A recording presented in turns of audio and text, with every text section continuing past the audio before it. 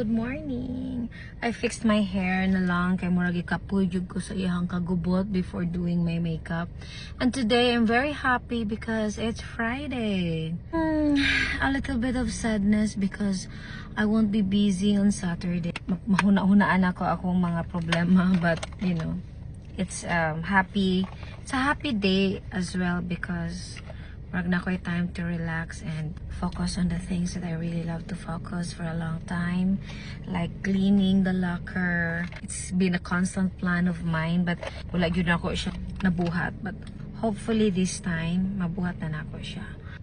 I'm very grateful for today, guys, because nagay mga blessings nga abot sa life. Yung tag unexpected, but expectedly unexpected, you know, because those are the things that are kana bitang murag surprise nga, not surprise but you work hard on it, ang result is good and it turns out to be a blessing. That's all.